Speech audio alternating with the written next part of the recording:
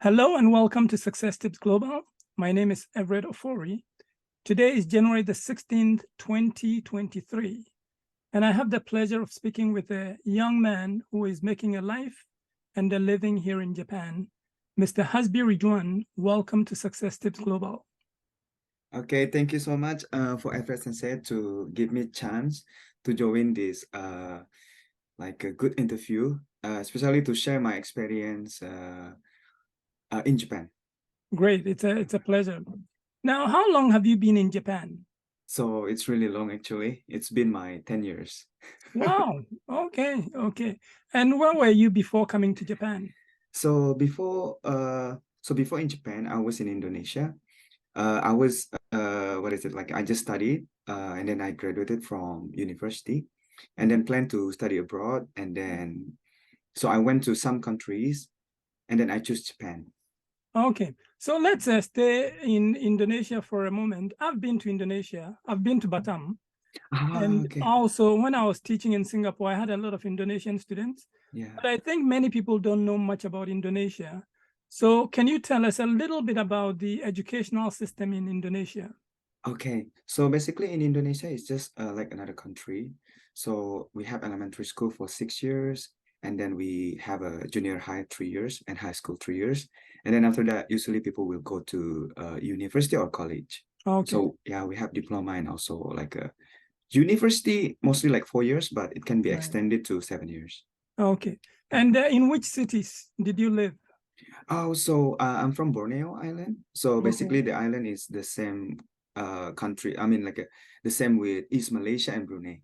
Okay. Yes, Indonesia is very big, right? it's very big. Like I think 10 times of Japan. Wow, Yeah. incredible. Yeah.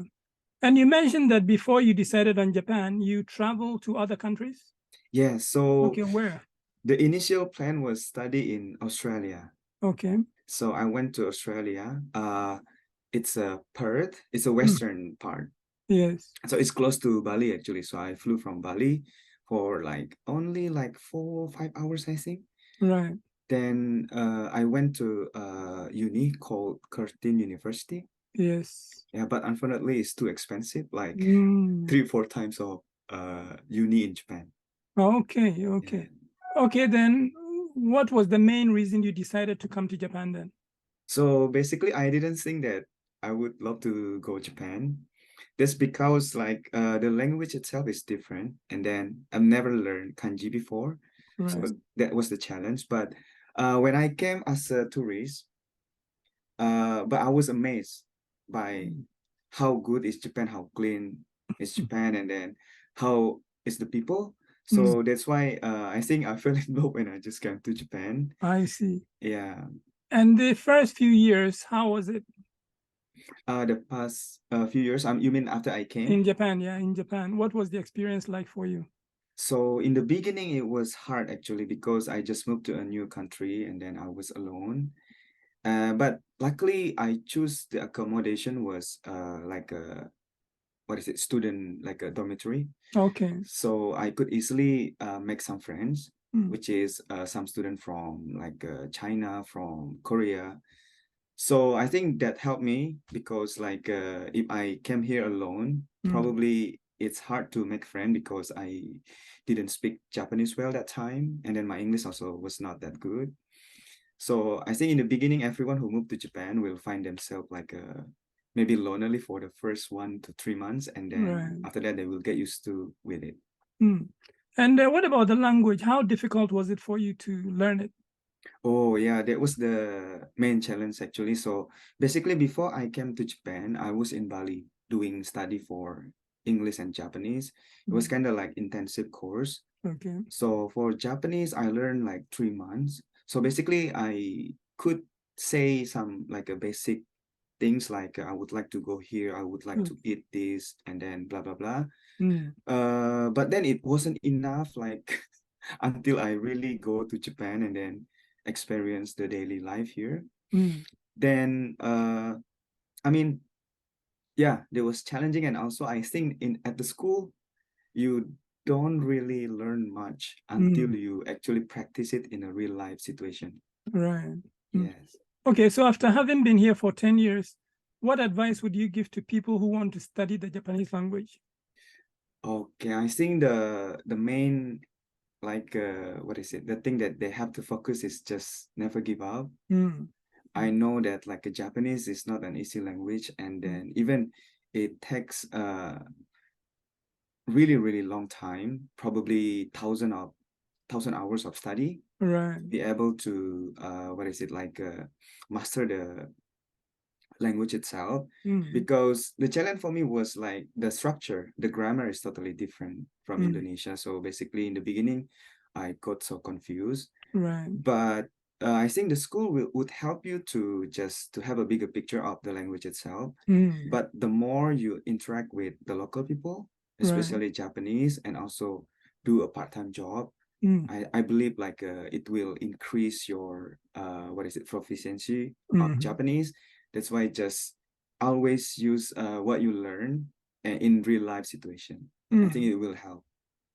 Okay, so we met in a business college. Why Yes. did you decide to go to business school in Japan? Yes, there's also what is it? The reason why is because basically business college is, I mean, the most common things that we learn, and then we can apply the knowledge itself in many areas in life. That's why for me in the beginning, like even if I learn, if I focus on like master study like agriculture, Mhm, I think like I will ended up in the village or somewhere far away from Tokyo. mm, So I wanted to stay in Tokyo. That's mm, why I chose the general like department, which is the business college or mm, business administration course. That's the reason I went to TIBC mm. last time. Yeah. And so let's focus on TIBC for a moment. Mhm. What are some of the courses you took while you were there? So I think the most important one, and also the course that shaped me now is what is it like the Japanese business culture, Mhm, is to understand the business culture of Japanese people. I think that helps me a lot, like because it's quite different when you are in a Japanese company, how to behave, mm, and then they call it like a kuki o yomu, means like okay. yeah, reading the atmosphere. Or Mm, so it's something really important, I think, to mm, be, I mean, to survive in a Japanese company. right. Okay. So outside of the school environment, what kinds of activities or hobbies are you involved in? Okay. All this time, like I involve a lot in many like hobbies and activities. Mm, I found this app actually from my friend. It's called Meetup. So since I was a student, even until now, I always use that kind of application Meetup because my hobbies is playing badminton, oh, futsal and hiking. mhm, So I joined that like a group as a mhm, member, and then when mm, they have events, you can easily send your RSVP that you would like to join, and okay. then you will make a lot of new friends, and then Mm, also I think it can broad your connection. Mm, great, great. yes. And how much traveling have you done within Japan? Within Japan, not so much, but so yeah, I've been to Osaka, I've been to Hyogo, Mm, I've been to like Niigata, Gunma, Ibaraki, and Tochigi. okay. Not so much, yeah. Mm, Mainly, I'm just staying in in Tokyo, Tokyo, actually. okay. Yeah. But what's your impression of a place like Osaka? Place like Osaka is really colorful, actually. I mean, like, the people there are like different from Tokyo. Mm, So I think in Osaka, people are more relaxed. mm, They're not so busy like people in Tokyo, actually. okay. Mm. Okay, so then let's focus on Tokyo. What are some of your favorite places? In Tokyo, so because I like hiking, so in the weekend, usually, except winter, because Mm, it's so cold, so I don't really go hiking in the winter. right. So I will start go hiking in spring. So there is a area, it's still in Tokyo. Mm, It's called Okutama. okay, Yeah, Okutama area, which is, it's no longer like the cool, but it's already like sea somewhere. right. So for someone who likes to be in nature, It's highly recommended to check Okutama area because it has a long river and it has so many mountains that like the nature lover can enjoy the hike, and then also the view is really beautiful. It can like a walk on the beside of the river. Oh, okay. Yeah, and then it's really pretty since like in spring to summer usually I will go like twice to three times in a month. Yeah. Wonderful. Okay, so now let's talk about jobs. Since you came, what are some of the jobs you've held from the beginning till now? Yeah, I changed so much actually. So Give us some highlights, yeah. yeah. So basically I changed my job like 5 times already. So in the beginning, I was in a hotel industry. So I was a bellboy. But the thing that I didn't like was the working hours was really long. Like I worked for 2 days, which is like my body couldn't, stay that long. That's why I decided to change my job. So to have, yes. And then the next job is call center. So I was like a customer support representative. So helping the customer who has like a problem with their in English or Japanese? both in English and Japanese. Oh yeah, from the hotel as well. So I use English and Japanese as well.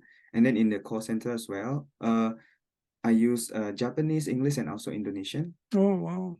Because sometimes there are some like Indonesian customer. And after that, because of I told you I met a lot of friends through the app called Meetup. Yes. And then that one friend who was actually introduced me to this industry, back office support, which is it's a consulting industry about accounting, banking, payroll, and corporate secretarial, like supporting foreign companies to set up their entity in Japan. Right. Yeah, which is the same thing until now. So basically now mainly I'm focusing on payroll. So I'm providing like a service for payroll and HR consulting to all the foreign companies in Japan. So what kind of training did you have in payroll before getting into the job? Did you study this in university or at TIBC? Not at all, Sensei. So basically, I went to this industry with zero experience. But luckily, some companies they accepted that some like this kind of companies they're willing to hire someone with has no experience, as long as you show like that you would like to learn and study hard. I think those kind of companies they're willing to hire because for them as well it's not easy to find a bilingual people who can speak Japanese and English. And as long as your Japanese and English are good, I think there are many opportunities on this industry as well. Because for me now, I'm trying to hire like people as well, my company. And then, but it's quite hard to find a Japanese who can speak English well. And also some foreigners, they could speak English, but they don't speak Japanese. So if you have like a both this, I think it's gonna be like your, what is it like weapon in Japan to find any job. Well, tell me a little bit about the training process. Was it just training observing or using the computer? How does it work? So basically, when I went to this industry, I found out that I use Excel a lot, spreadsheet a lot, and then I started to use Japanese payroll system, which is in Japanese. It was hard in the beginning. I think I struggled for like the first 6 months to understand the what is it like the payroll background, like how to create the codes, and then there are so many like formula, and then understand like overtime, also understanding the Japan labor law, things like that. So it's not easy. And then also in many companies in this kind of industry, I don't think they have a really good like training program, because it's kind of like what is it, you will learn along the way with your senior. So basically like I will have a lot of meetings with my senior, like explaining about how payroll work in Japan and what kind of labor law that the foreign company has to, like follow, and then what not to do and things like that.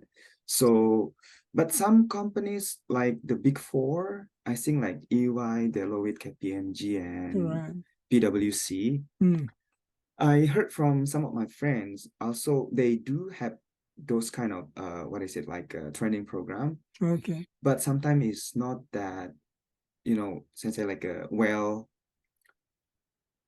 designed. So basically here like as an individual who goes into those industry, so you need to proactively like learn and then always ask your like senior or your leader, things like that. Okay. What about interactions with your coworkers? Is it a smooth interaction? So I will focus on this payroll outsourcing like industry. Okay. So when I was in the third company, so it's kind of like big. So there are like around close to 100 people. But I was in the like onboarding payroll department, which is like 8 or 9 people. Because it's a small team, so it was so easy to interact with my coworkers. Okay. But since like I work, I mean like in the onboarding department, which means like I onboard a new client, and then I have to communicate with another department, like a tax department, banking department, corporate secretarial department. So at that time it was challenging because like I have to communicate with all, asking about the company, like a progress after they established, like did the tax team already apply for the initial tax filing to the tax office, something like that. Okay. Then that's when I use a lot of Japanese because I communicate with the Japanese people. It was quite challenging. It was quite hard for me too, but like usually like everyone will learn along the way and then they would know like what to do. So and then after that I went to ByteDance, actually the Chinese company. It's a TikTok, TikTok Japan. But I wasn't that long because when I joined it was COVID. At that time like there were like almost close to 600 employees. It was so big. And because it was COVID, so nobody actually worked at the office except for the IT department. So I worked from home. So I was in charge of also payroll as well, as in-house payroll specialist. But I just worked for 2 months. That's because I found myself, I think I couldn't get the training that I expected. And then before I quit as well, I reached out to another like headhunter. So on LinkedIn, because I have my LinkedIn. Actually, LinkedIn helped me a lot to find a new job. Oh, that's good to know. Yeah. And then I reached out to the HR that reached out to me before, but I told her that like I just found a job. And then I asked again if the role is still open or not. And then she said yes. Then finally, so I did the interview, and then luckily I passed the interview. So now I'm in the same company for almost 2.5 years. Okay, great. So at the moment, because it was a startup company, so when I joined the company, it was only 3 people actually. I was the third person. But like in China and Singapore, there like my current company is really big. Okay. So basically, for Japan is such a like a big struggle actually. It was really hard because I started from scratch. But then I almost give up actually, but but I just tried and then did my best, and then luckily now the company grew to 11. And then also with the support from overseas. So now it's kind of like we are getting bigger. So basically in the current company, I communicate a lot with the internal team and also global team. Mm, So mm, I talk a lot with the people from Singapore, Indonesia, and also China. mm. Okay. Yeah. So what have you considered any opportunities for further education, or you just want to focus on the job for now? Oh, so I think like few years ago I was thinking to go master, Mm. but now because I enjoy my work, so I think like I would like to stay in this career. Mm. Yeah, because I was lucky like last year I got promoted to be a assistant manager. Oh, great. So yes, my next goal this year or next year is to be the manager Mm-hmm. of like a payroll. They call it like a HR service delivery, Okay. human resource service delivery, which is cover for the payroll Mm. outsourcing services and HR consulting services, something like Mm. that. So Do you have yeah, a formal title formal title. like payroll consultant or something like that? Oh yeah, the current title is like assistant manager of HR service delivery. Oh, okay. Yes. Great. Okay, we are almost towards the end. Based on all your experience, what advice would you give to people who want to come to Japan and work or go to school? Go to What's your school. advice? So I think for the advice, if you would love to come to Japan or you like Japan, please come to Japan. Mm, And also one of what is it? The reason is like first, we know that now that yen is getting weaker. mm, So I think many foreigners they complain that like their salary probably lower now in Japan. But for people who like Japan, especially those who like anime or manga, I think it's a big what is it like a chance for them to mm, find a job here actually in Japan, because I think it's easier now because Japan itself is now they are lack of the what is it the human uh the people they need, right. yeah, they need people to work to help the retired people actually. Mm, mm, So because I'm also working in this HR industry, mhm, so I know that like that Japan would love to attract more people to come to the country and then work. mm, mm, So I think there is a big what is it like opportunity after you come to Japan, you study, and then I believe 100% if you are an individual who would love to learn and then work hard, mm, uh, I think those people will find a job in Japan. mm. And in the beginning, I know that it will be hard, and then some people maybe complain as well. Oh, my Right. on my first job, like the pay is really low. Mhm, But actually, everyone experienced the same. mm, So instead of like maybe like go back to their own country, mhm, for me, like I would like to say stay for 1 or 2 years, mhm, get your Japanese levels higher, and mm. then if possible, get the N1, the for the Okay. JLPT. Yeah. Mm. At the moment, I still have a N2 actually, but Right, right. yeah, But somehow it entry is just, pretty high, right? Yeah. yeah, it's pretty high. Mm, So get N1, and then if you get the first job and then the pay is not that good enough, so please stay for 1 or 2 years and mhm. do your best. And then after that, you think that your Japanese is good, probably you can change your like the field, Okay.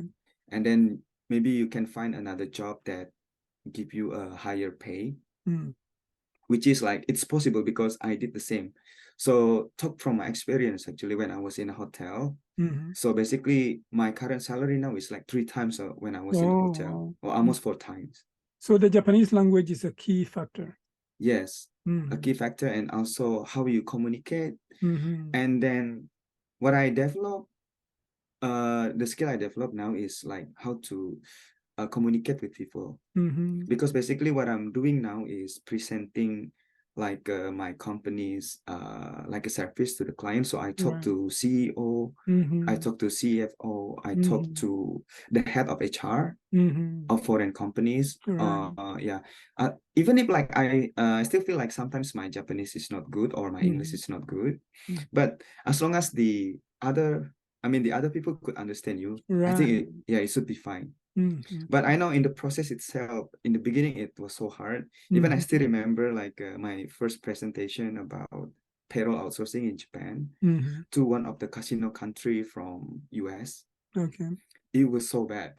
Even if I could remember, oh my God, I was so nervous. But you But just get better and better, right? Yeah. yes, and then I feel it like after I mean working for this industry for a year, and somehow you can grasp like things, and then you will understand what to talk and then what to present.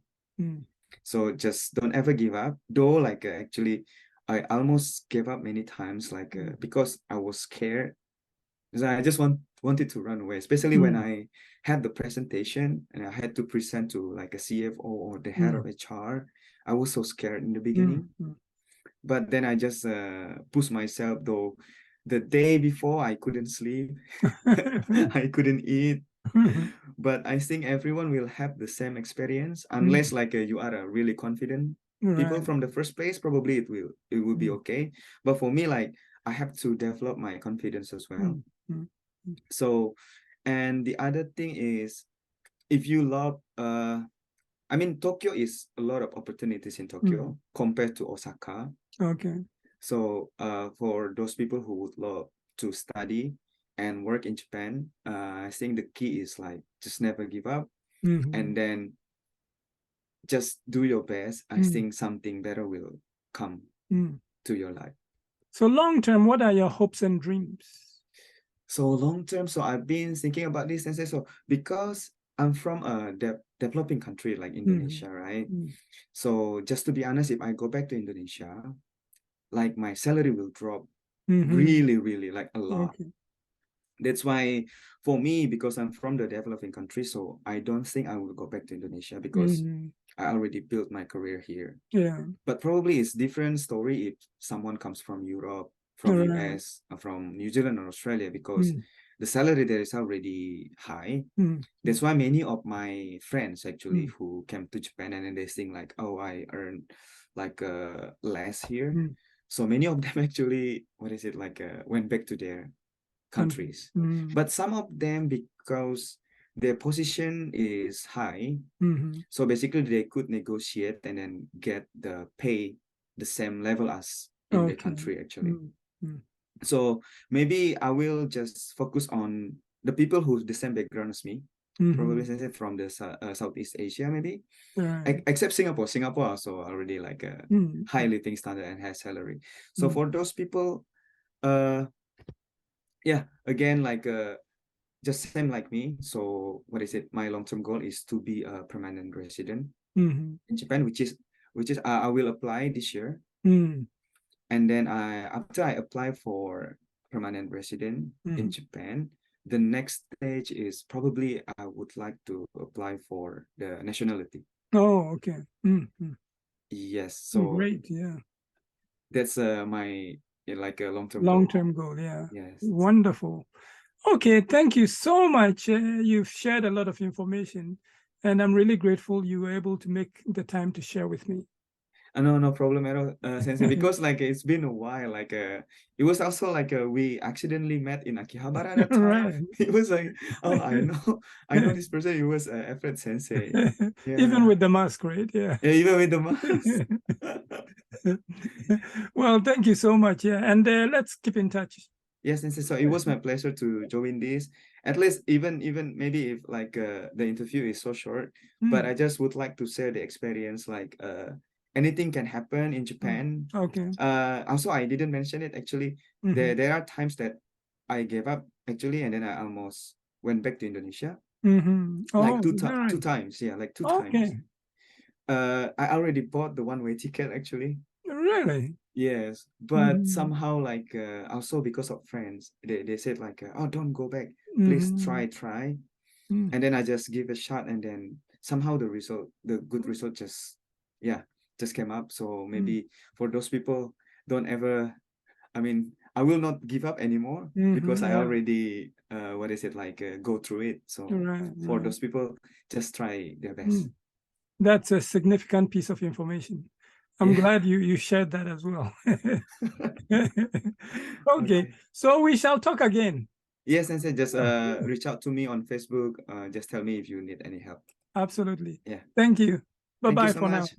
Bye-bye, Brett Bye. Sensei. Yeah, have a good evening. You too. Bye-bye.